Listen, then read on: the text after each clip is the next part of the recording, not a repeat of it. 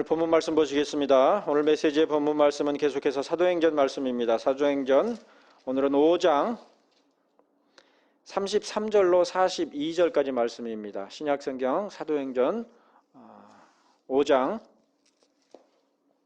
33절로 42절까지 말씀 제가 봉독해 드리겠습니다. 그들이 듣고 크게 노하여 사도들을 없이하고자 할세 바리새인 가말리엘은 율법 교사로 모든 백성에게 존경을 받는 자라. 공회 중에 일어나 명하여 사도들을 잠깐 밖에 나가게 하고 말하되 이스라엘 사람들아 너희가 이 사람들에게 대하여 어떻게 하려는지 조심하라.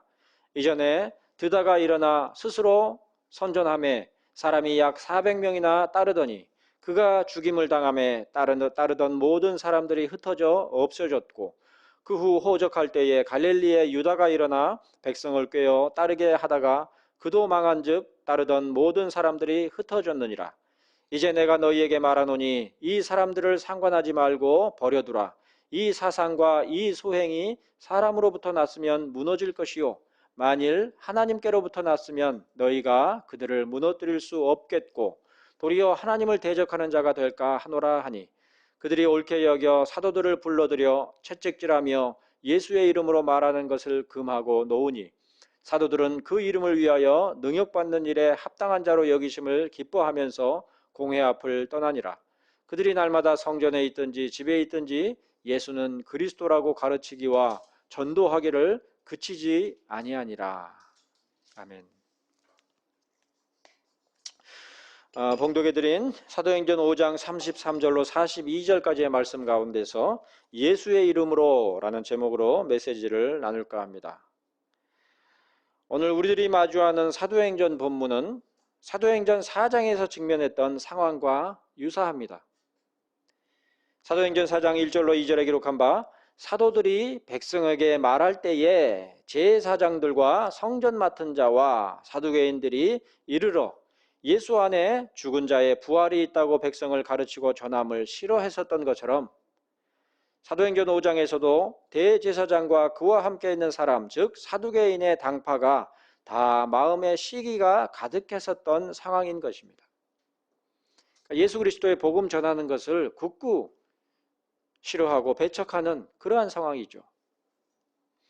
여기서 우리들이 분명하게 직시할 수 있는 사실은 하나님의 말씀과 진리가 전해진다 하더라도 어떤 사람들의 심성으로는 그러한 진리를 전혀 싫어하며 대적한다는 점입니다. 더구나 그처럼 하나님의 말씀과 진리를 싫어하며 대적한 자들이 사내들인 공회원들이었다는 점에서 더욱 분명하게 그러한 사실을 실감할 수가 있습니다. 하나님의 말씀을 모르는 자들이 아니라 하나님의 말씀을 안다고 하는 자들 가운데 극구 복음의 진리를 거스르고 반대하는 자들이 있었던 것이죠. 반면에 이적과 표적 앞에서 그들은 별다른 반대를 하지 않았음을 볼 수가 있었습니다. 반대할 수가 없었죠. 사실상 이적이나 표적들은 그들이 반대하거나 금한다고 해서 반대가 되거나 금해지는 것이 결코 아니었기 때문에 그들은 이적과 표적이 일어나는 것을 어찌할 수가 없었던 것입니다. 하지만 하나님의 말씀과 그 진리가 전해지고 가르쳐지는 것에 대해서 그들은 극렬하게 반대하며 금하고자 했습니다. 더욱이 33절은 그들이 크게 노하였다 이렇게 기록했는데 크게 노하였다는 뜻의 헬라어 단어 디아프리오는 톱으로 켜다 혹은 마음을 찌르다 라는 의미를 가지고 있는 표현입니다. 그러니까 그 마음에 극심한 불편을 초래한 그런 뉘앙스죠. 그러므로 동일한 헬라어 단어 디아프리오가 사도행전 7장 54절에서도 사용되고 스데반의 말을 듣고서 공회원들의 마음을 찔려 했다 이렇게 기록했습니다. 한마디로 하나님의 말씀과 그 진리가 사내들인 공회원들의 마음에 극렬한 분노와 불편함을 촉발한 것이죠. 이방인들이 아니라 말씀을 모르는 자들이 아니라 말씀을 안다고 하는 자들, 여호와 하나님의 백성이라고 하는 그러한 자들에게 극심한 불편함과 반대를 초래한 것이죠. 그런가 하면 사도행전 2장 37절에서도 베드로의 오순절 설교를 들은 이스라엘 백성들이 마음에 찔려 했음을 기록하고 있는데, 이때의 마음이 찔렸다는 말은 헬라어 단어로 카타뉘소라는 단어를 사용해서 사내들인 공회원들의 사도들이 전하는 바 하나님의 말씀과 그 가운데 담긴 진리를 선포하고 가르치는 데 대하여 사뭇 다른 뉘앙스에서 마음이 찔렸음을 기록하고 있는 것을 볼 수가 있습니다. 그러니까 사내들인 공회원들과 그 당시의 종교적인 기득권자들이 마음에 느꼈던 그런 불편함과 부담과는 다른 차원의 불편과 부담을 느꼈던 것으로, 그렇게 헬라어 단어는 구별해서 기록하고 있는 것이죠. 사실 사도행전 2장 37절에서나 사도행전 5장 33절 그리고 7장 54절에서나 전파한 바 하나님의 말씀은 별로 다르지 않았을 것입니다. 더구나 사도행전 2장 37절과 사도행전 5장 33절에서는 공의 사도들 가운데서도 베드로의 설교와 가르침이 주된 것이었으니 전달되는 복음의 진리는 거의 다르지 않았던 것임에 분명한 것이죠. 그러니까 둘 다 베드로 사도가 전한 복음에 관련되어 있는 그런 본문인 것입니다. 더구나 사도가 전하는 바 하나님의 말씀과 그 가운데 담긴 진리의 선포를 들은 사람들의 마음이 찔렸던 점도 상당히 유사하죠. 하지만 사도행전 2장 37절의 찔림과 오늘 메시지의 본문 33절의 찔림은 전혀 다른 뉘앙스의 찔림이었습니다. 헬라어 카타뉘소와 디아프리오는 동일하게 번역되는 단어이지만 그 의미하는 바는 전혀 반대인 것이죠. 그러니까 한글 번역에서는 별다른 구별이 없지만 원래 헬라어에서는 분명한 구별이 있는 그런 단어를 사용하고 있는 것이죠. 베드로 사도의 오순절 설교를 들은 이스라엘 백성들은 카타뉘소, 곧 그 마음이 찔려 우리가 어찌할꼬 하고 회개하는 모습을 보여주었지만, 베드로를 포함하여 사도들의 답하는 바 하나님의 말씀을 따르겠나라고 하는 답변과 하나님의 말씀을 통한 변론을 들은 사내들인 공회원들은 디아프리오, 곧 마음이 찔려서 격렬하고 극심한 분노를 발했던 것입니다. 도둑이 재발 저린다 그러죠. 뭔가 잘못하거나 오류가 있을 때에 그 부분을 지적하면 대부분의 사람들이 어떻습니까?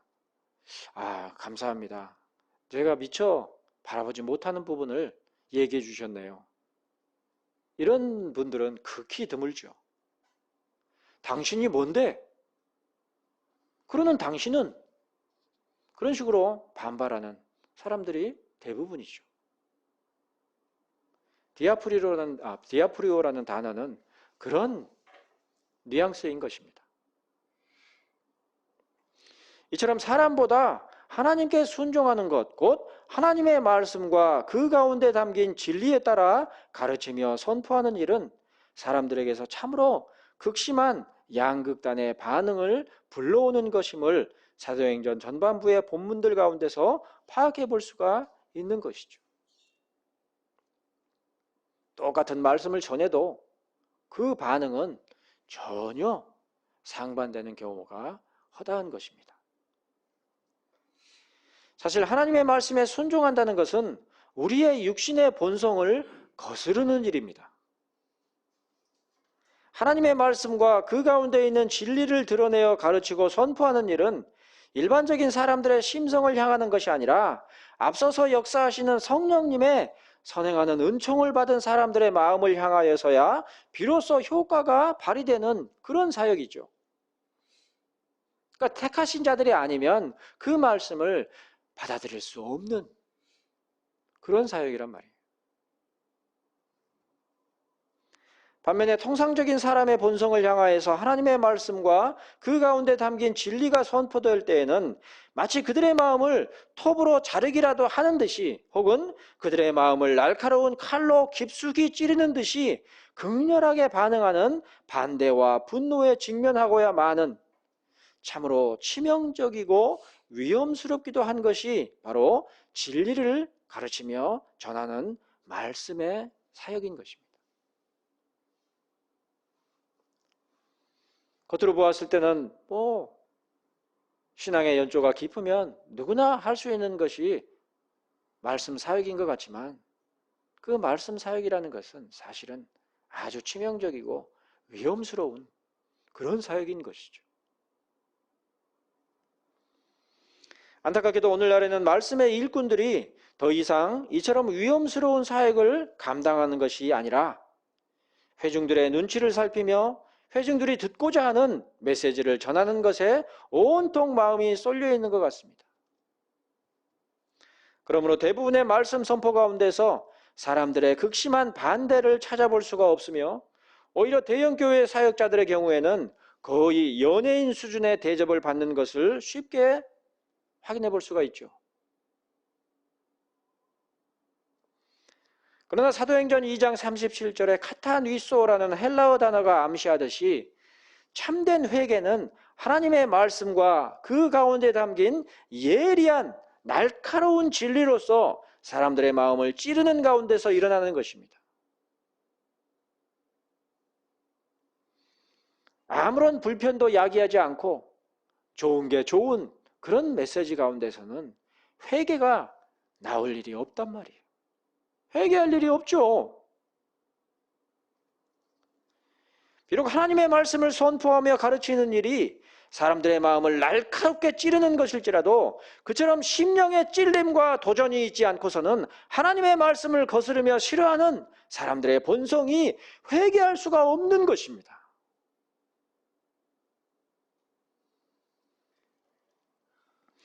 그런즉 베드로 사도가 그러했던 것처럼, 그리고 사도행전 7장에 등장하는 스데반이 그러했던 것처럼 뿐만 아니라 종교개혁 시대에 박해를 받고 때로는 순교하기까지 한 수많은 개혁자들이 그러했던 것처럼 극렬한 반대와 분노에 직면하기까지 하나님의 말씀만을 선포하며 가르치는 사역자들이야말로 진정한 하나님의 말씀의 일꾼들인 것이며, 그러한 자들이야말로 마태복음 24장 45절에서 언급하는 바 충성되고 지혜 있는 종이 되어 주인에게 그 집 사람들을 맡아 때를 따라 양식을 나눠줄 자들임에 분명한 것이죠. 바로 그처럼 사역하는 말씀의 종들을 우리들은 참으로 귀하게 여길 줄 알아야 하는 것입니다.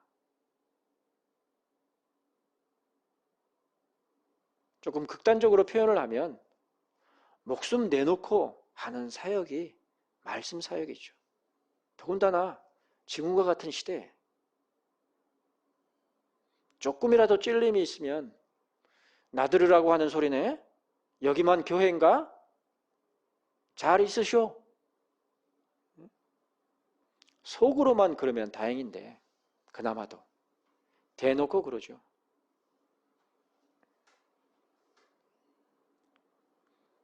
개혁신학을 추구한다고 하면서 이 교회 저 교회 떠돌면서 말씀 사역자에게 삿대질까지 해대는 그런 자들이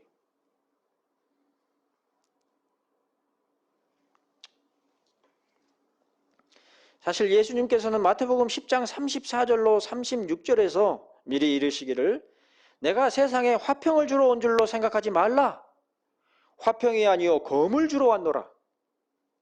내가 온 것은 사람이 그 아버지와 딸이 어머니와 며느리가 시어머니와 불화하게 하려 함이니 사람의 원수가 자기 집안 식구리라 이렇게 말씀하셨습니다. 그리고 실제로 그 말씀을 따라서 사역하는 베드로와 사도들이 그처럼 자기 집안 식구와도 같은 이스라엘 사람들, 그 가운데서도 제사장들과 하나님의 율법으로 백성들을 가르치는 사역자들의 극렬한 반대와 증오에 직면해야만 했던 것이죠. 죽이려고 다 달려들었단 말이에요.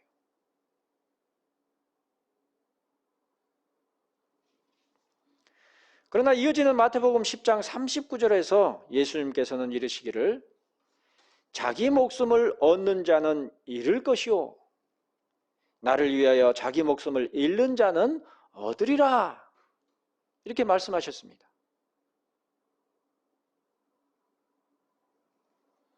특히나 자기 목숨을 얻는 자라는 말을 영어 성경에서는 He that find his life. 이렇게 기록해서 자기 목숨을 찾는 자라고 번역했으니 한마디로 자기 목숨을 부지할 길을 찾아다니는 자를 말하는 것입니다. 살 길을 찾는 자들이죠. 그러므로 장로교회 개혁자 존 낙스는 이 구절에 관련하여 이르기를 박해 아래서 자기 믿음을 부인하거나 아니면 자기 양심을 팔아버리고 세상과 타협함으로써 자기 목숨을 얻는 자가 바로 자기 목숨을 찾는 자라 그랬습니다. 복음이 뭐냐? 진리가 뭐냐? 당장의 목숨을 부지해야지. 당장의 살 길을 찾아야지. 그렇게 생각하는 자들이죠.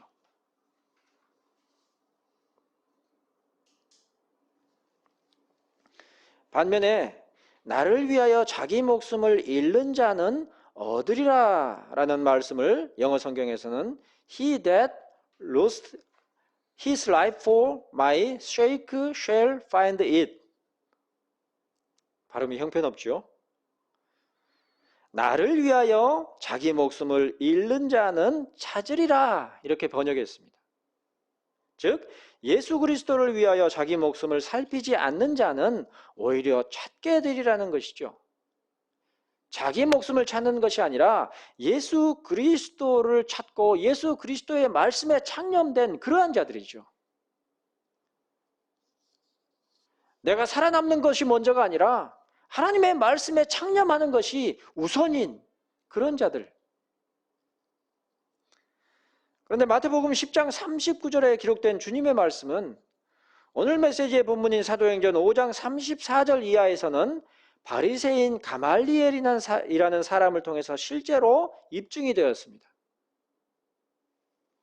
앞서 사도행전 5장 29절에 기록한 바 사람보다 하나님께 순종하는 것이 마땅하니라는 말씀으로 사내들인 공회원들에게 답함으로 자기의 목숨을 살피지 않은 베드로와 사도들에 대하여서 당장에라도 죽일 듯이 극렬하게 분노하는 가운데 하나님의 참으로 놀랍고 절묘한 섭리로서 오히려 사도들의 목숨을 찾을 수 있게 되는 일이 일어난 것입니다. 하나님의 말씀에 순종하는 그것을 앞세우는 그러한 베드로와 사도들을 예수님의 말씀처럼 오히려 목숨을 찾게 되는 그러한 실제적인 역사가 있었던 것이죠.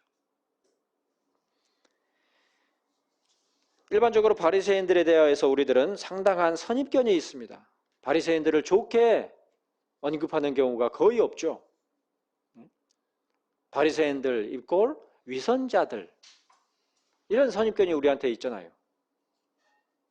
바리새인들 하면 율법주의에 사로잡히고 외식하는 사람들이라 생각이 강하여 그들의 존재 자체를 부정적으로 여기곤 하는 것입니다. 바리새라는 말이 나오자마자 부정적인 뉘앙스가 머릿속에 탁 떠오르죠. 하지만 신약시대의 바리새파 사람들은 유대 사회에서 존경을 받을 만큼 명망이 있는 사람들이었습니다.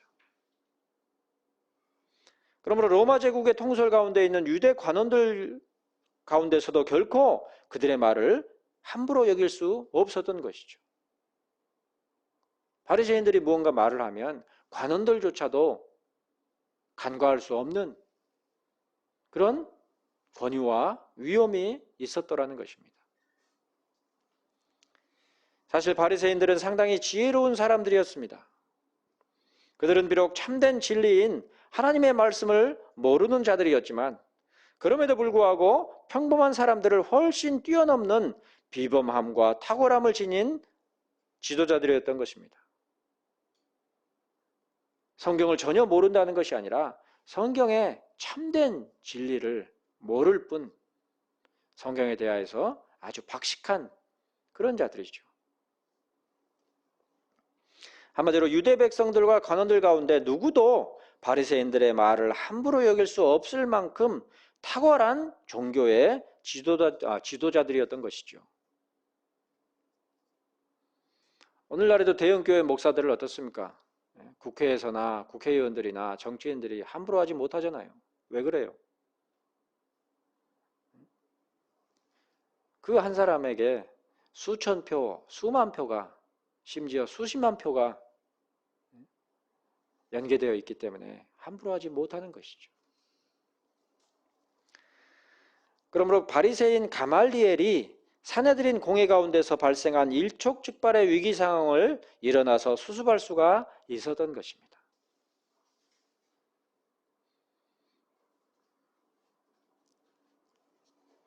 실제로도 사도행전 5장 34절로 39절까지의 소상하게 기록되어 있는 바리새인 가말리엘의 발언은 참으로 신중하고 지혜로운 것이었습니다.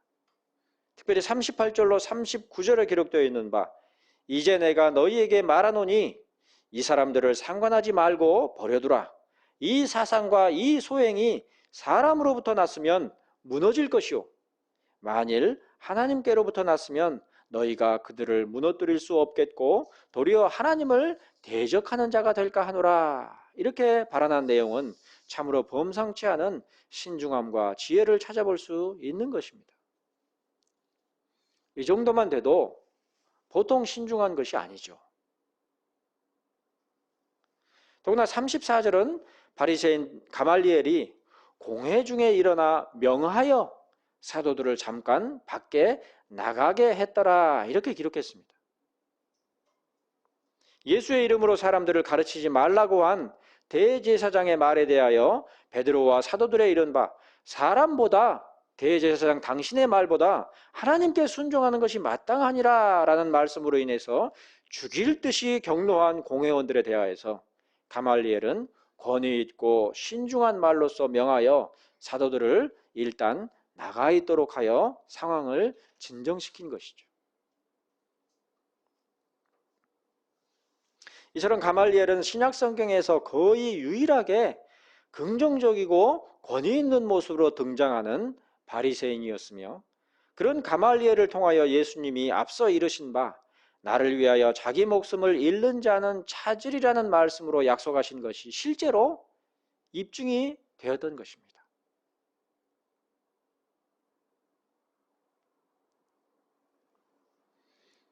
물론 가말리엘의 구체적인 언행, 곧 이 사람들을 상관하지 말고 버려두라.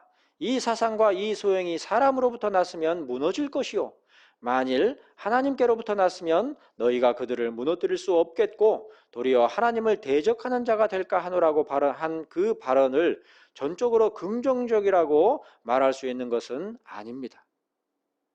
만일 그러한 가말리엘의 말이 전적으로 긍정적인 것이라고 한다면 이후로 모든 관원들과 교회의 치리자인 장로들은 백성들이나 교회의 신자들에 대하여서 아무런 통제나 처벌 혹은 치리나 권징을 시행하지 않는 것이 마땅하다고 여겨야 할 것입니다. 관원들은 그렇다 치고 교회 안에서 오늘날의 시대는 거의 이렇게 진행되는 상황이죠. 누가 무슨 잘못을 해도 그냥 지켜볼 뿐 교회에서 공적으로 치리나 권징을 행하지도 않고 행할 수도 없는 그런 형편이죠.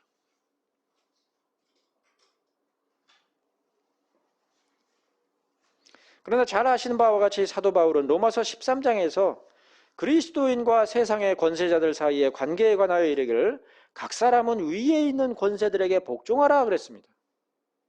왜냐하면 모든 권세는 다 하나님께서 정하신 바이기 때문이죠.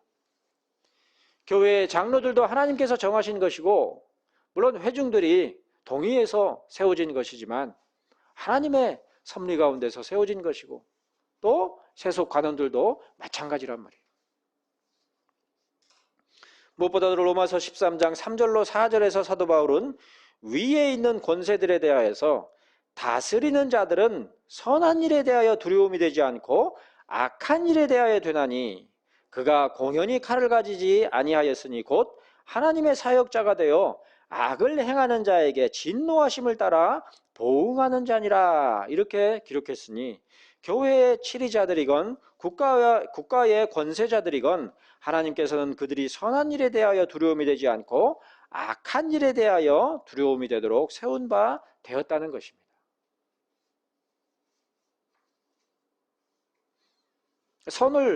매사에 선을 행한다고 한다면 치리자들 앞에서도 또 관원들 앞에서도, 권세자들 앞에서도 두려울 것이 없죠. 그러나 잘못을 범하고 다닌다고 한다면 치리자들 앞에서도 그 마음이 찔릴 것이고, 더군다나 관원들 앞에서는 도망치기 바쁘겠죠. 아마도 바리새인으로서의 가말리엘의 권위가 당시 이스라엘 백성들에게 확실했었던 것으로 볼 때에 가말리엘은 직무유기에 해당하는 불성실의 의도로서 그처럼 신중을 기했던 것은 아닐 것입니다. 굳이 그렇게 할 이유가 없었겠죠. 오히려 이 가운데서 우리들은 어쩌면 죽음에 직면할 수도 있는 절체절명의 위기일 수 있는 상황 가운데서 하나님께서 어떻게 바리새인 가말리엘의 권위와 그 신중한 성품을 사용하셨는지에 주목해야 하겠습니다. 예수께서 분명하게 이르신 바 나를 위하여 자기 목숨을 잃는 자는 찾으리라는 말씀이 결코 빈말이 아니며 오히려 명백히 성취되는 약속의 말씀이라는 사실을 사도들과 또한 사도들의 소식을 들은 그리스도인들, 그리고 심지어 지금 그 모든 정황들을 살펴보고 있는 우리들에 이르기까지 확신할 수 있도록 기록하고 있는 것이 사도행전 5장 33절 이하의 말씀에 내포된 의미이자 뜻인 것이죠.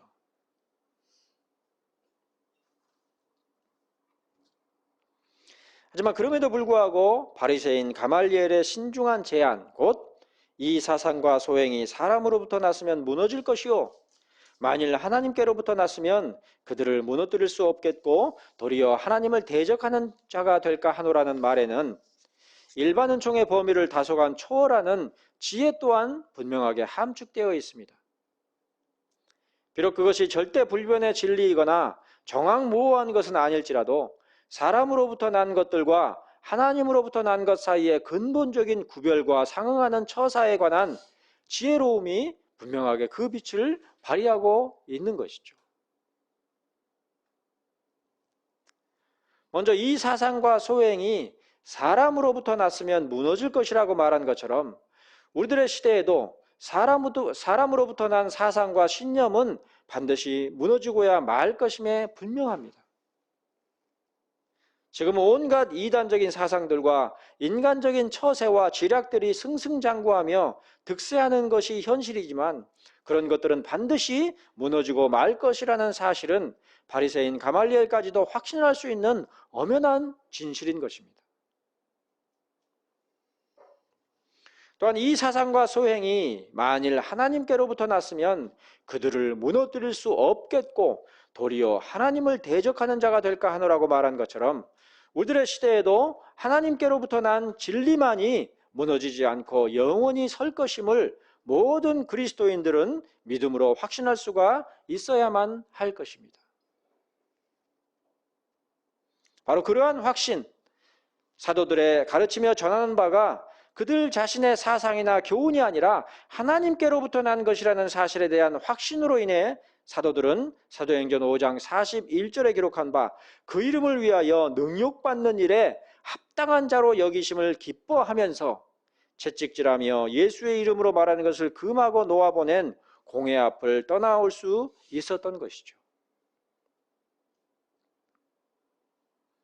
아이고 내가 진리가 뭐라고 복음이 뭐라고 그것 때문에 이 수모를 당하는가. 아이고 나 안 할란다.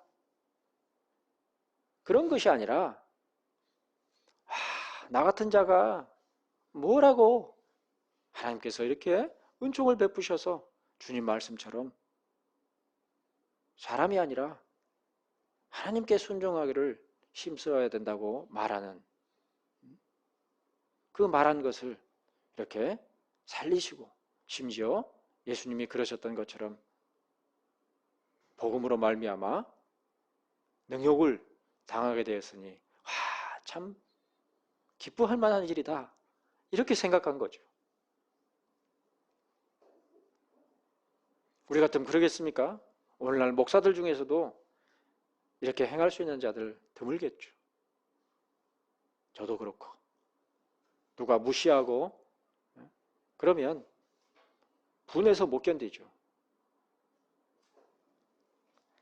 만일에 우리의 생각하는 것과 소행들이 온통 우리들 자신으로 말미암은 것이라고 한다면 우리들은 능욕 가운데서 결코 평안하거나 기뻐할 수 없을 것입니다.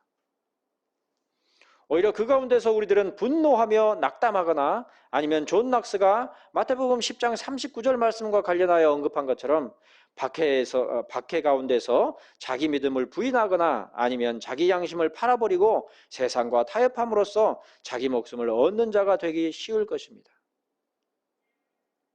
찬바람 불면 다 온몸의 무쇠를 추스리고 이불을 머리 위로 걷어 올리게 마련이지 뭐. 일단 어려움은 피하고 봐야지. 그런 사람들이 대부분이죠.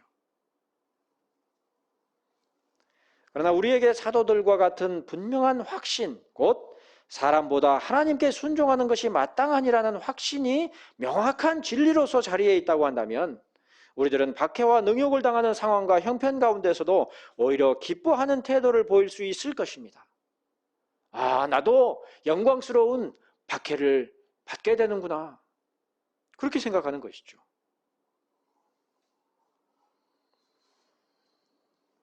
안타깝게도 제 개인적인 경험들은 아직까지도 능욕받음을 기뻐하는 것이 아니라 분노하는 수준이지만 그럼에도 불구하고 계속해서 이어지는 능욕의 형편 가운데서 오히려 더욱 사람보다 하나님께 순종하는 것이 마땅하다는 것을 확신해 가고 있는 실정입니다.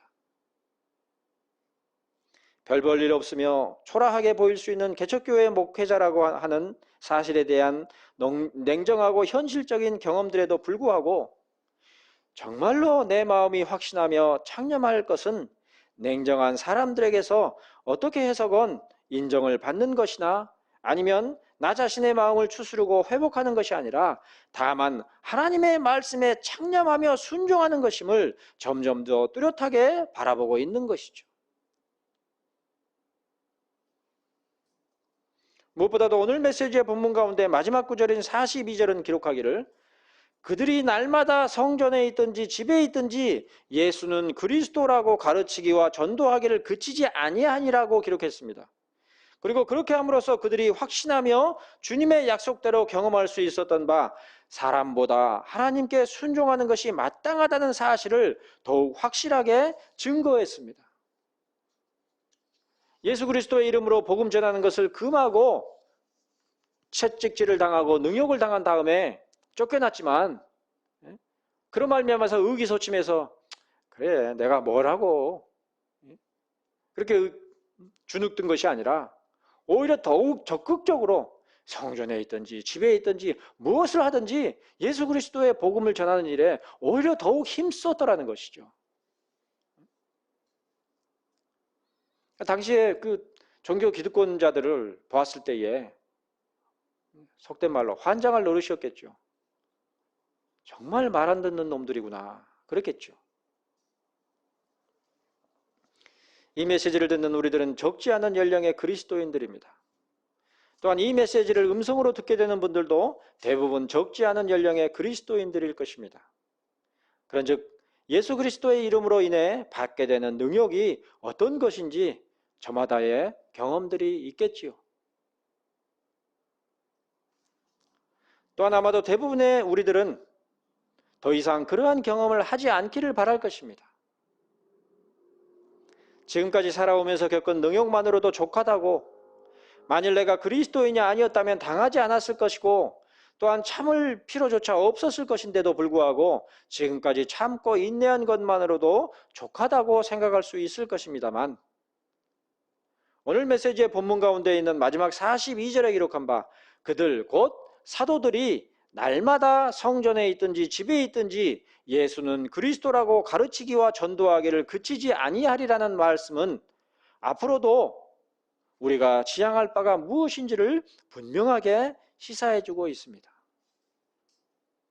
만일에 우리의 믿음, 사람보다 하나님께 순종하는 것이 마땅하다는 사도들의 선포에 전적으로 동의하는 믿음이 참으로 온전한 것이라고 한다면 우리들은 지금까지 그리스도인으로서 경험한 능욕이나 고난으로 족하게 여기는 것이 아니라 오히려 더욱 사람보다 하나님께 순종하는 것에 진력할 것이라는 사실 분명한 것이죠.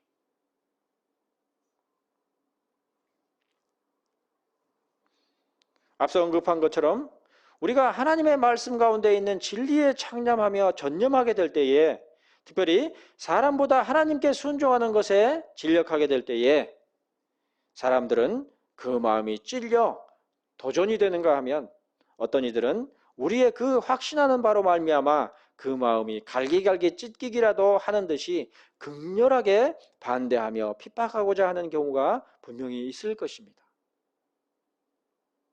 심지어 믿는 자들이 핍박자가 되는 경우가 대부분이죠. 그러나 그럴 때에 우리가 무엇에 주목하는지, 사람들의 마음을 달래며 우리의 마음을 어필하여 수습하고 무마하는 것에 주목하는지, 아니면 여전히 사람보다 하나님께 순종하는 것에 진력하여 주 예수 그리스도께만 더욱더 창념하는지를 통해서 우리 속에 있는 믿음이 진정으로 하나님께 창념하여 순종하는 것인지, 아니면 눈앞에 보이는 사람을 더욱 의식하고 고려하는지를 알 수가 있을 것이라는 사실을, 그들이 날마다 성전에 있든지 집에 있든지 예수는 그리스도라고 가르치기와 전도하기를 그치지 아니하니라고 한 42절 말씀이 시사해주고 있는 것이죠. 비록 이 시대가 갈수록 눈앞에 있는 사람들만을 바라보며 정작 그 사람들을 주장하시고 섭리하시는 분을 바라보지 못하는 실정이지만, 자기 목숨을 얻는 자는 잃을 것이요 나를 위하여 자기 목숨을 잃는 자는 얻으리라고 한 마태복음 10장 39절의 주님의 약속은 참으로 명백하고 확실한 것임을 바리새인 가말리엘의 권위를 통해서 드러내신 것처럼, 또한 우리들의 삶도 그처럼 확실한 약속에 근거하여 날마다 어디에 있든지 예수 그리스도와 하나님께 창념하며 순종하기를 힘쓰는 자들로 드러나기를, 그런 우리들 가운데로 보내신 성령 하나님의 증거와 주님의 말씀, 그리고 하나님 아버지의 섭리에 기대어 확신하며 전하는 바입니다.